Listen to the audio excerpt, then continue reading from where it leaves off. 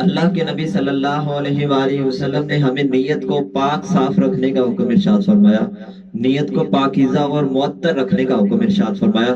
ارشاد فرمایا اگر تمہاری نیت پاک اور معطر رہے گی تو تمہارے عمل سے بھی ہمیشہ خوشبو آتی رہے گی۔ اگر تمہارے عمل پاکیزہ رہیں گے تو ان کی قبولیت میں کسی قسم کا کوئی شک پیدا نہیں ہوگا۔ لیکن اگر تم نے اپنے عمل کے اندر ریاکاری کو شامل کر لیا، اپنے عمل کے اندر دکھاوے کو شامل کر لیا، تو تمہارے عمل کی قبولیت کے اندر شک پیدا ہو جائے۔ اگر ہم نے نماز پڑھی اور اس کی نیت رکھی کہ لوگ ہمیں نمازی سمجھیں، تو ہم نے اپنے عمل کا جو ثواب تھا اسے گنوا دیا۔ اگر ہم نے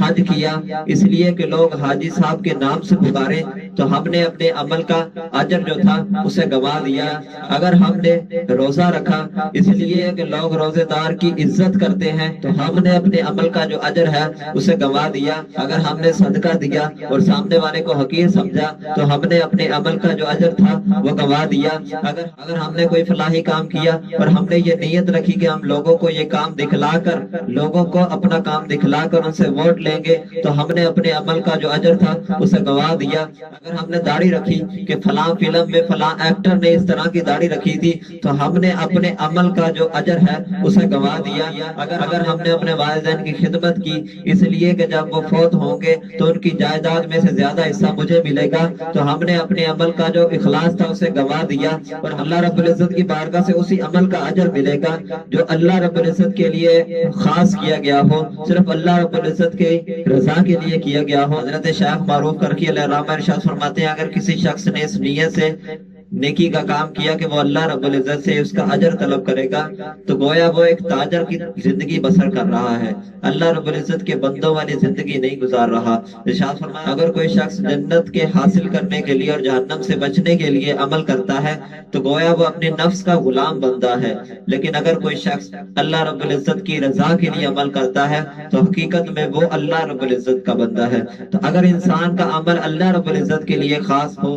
تو بندے کا تھوڑا عمل بھی جو ہے وہ اس کے لیے کافی ہو جائے گا۔ اللہ رب العزت انسان کی نیکی کی کس طرح سے حفاظت فرماتا ہے سنیے، ترمذی شریف کی حدیث مبارکہ ہے، اللہ کے رسول صلی اللہ علیہ وآلہ وسلم نے ارشاد فرمایا بروز قیامت اللہ رب العزت کی بارگاہ میں ایک ایسے شخص کو پیش کیا جائے گا جس کے 99 دفتر جو ہے وہ گناہوں سے بھرے ہوں گے، جس کے 99 رجسٹر جو ہے وہ گناہوں کے ساتھ پر ہوں گے، اور اس کے رجسٹر کی جو لمبائی ہے وہ تاحد نگاہ تک ہوگی، جہاں تک نظر جائے گی وہاں تک اس کے گناہ پھیلے ہوں گے۔ تو اللہ کے رسول صلی اللہ علیہ وآلہ وسلم ارشاد فرماتے ہیں اللہ رب العزت اپنے بندے سے پوچھے گا اے میرے بندے کیا یہ تیرے گناہ ہے؟ تو ان سے انجام تو نہیں ہے؟ کیا میرے محافظ فرشتوں نے تیرے اوپر کوئی ظلم تو نہیں کیا؟ کسی اور کے گناہ تو تیرے کھاتے میں تو نہیں ڈال دیے؟ تو بندہ اپنے رب سے عرض کرے گا اے مالک میں اپنے گناہوں کو پہچانتا ہوں، اے اللہ میں نے یہ گناہ کیے ہیں، یہ میرے ہی کیے ہوئے گناہ میرے سامنے پڑے ہوئے ہیں۔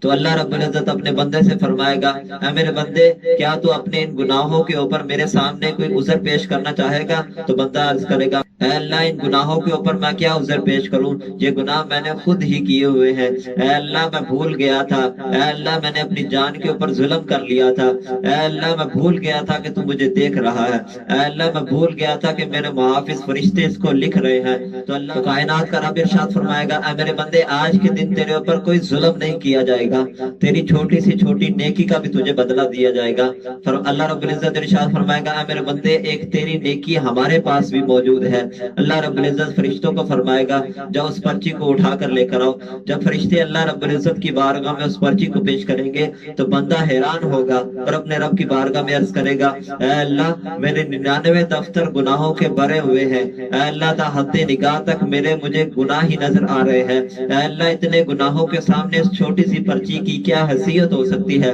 اللہ رب العزت ارشاد فرمائے گا اے میرے بندے آج کے دن تیرے اوپر کوئی ظلم نہیں، آج تجھے چھوٹی سی چھوٹی نیکی کا بھی اجر دیا جائے گا۔ اللہ کے رسول صلی اللہ علیہ وآلہ وسلم ارشاد فرماتے ہیں جب اس پرچی کو ایک پلڑے میں رکھا جائے گا اور اس کے 99 رجسٹر کو ایک پلڑے میں رکھا جائے گا تو بندہ اس بات کو دیکھ کر حیران رہ جائے گا کہ وہ 99 دفتر جو گناہوں کے بھرے ہوئے تھے وہ نیچے ہو جائیں گے اور وہ ایک پرچی جو ہے وہ بلند ہو جائے گی۔ رب العزت کی بارگاہ میں بندہ عرض کرے گا اے میرے مالک مجھے بتا تو صحیح اس پرچی میں لکھا کیا ہوا ہے؟ تو اللہ رب العزت ارشاد فرمائے گا اے میرے بندے تو نے اپنی زندگی زندگی میں اخلاص کے ساتھ ایک مرتبہ کلمہ طیبہ کا ورد کیا تھا، لا الہ الا اللہ محمد رسول اللہ کا ورد کیا تھا، میرے بندے اس پرچی کے اندر تیرے اس نیک اور خاص عمل کو رکھ دیا گیا ہے۔ اللہ رب العزت نے ارشاد فرمایا میرے بندے جب بھی تیرے گناہ جو ہے اتنے بڑھ جائیں گے تو تیرے ایک پلڑے میں اگر گناہ رکھ دیے جائیں، دوسرے پلڑے میں تیرے رب کا نام آ جائے تو تیرے گناہ جو ہے وہ نیچے ہو جائیں گے، تیرے رب کا نام جو ہے وہ بلند ہو جائے گا۔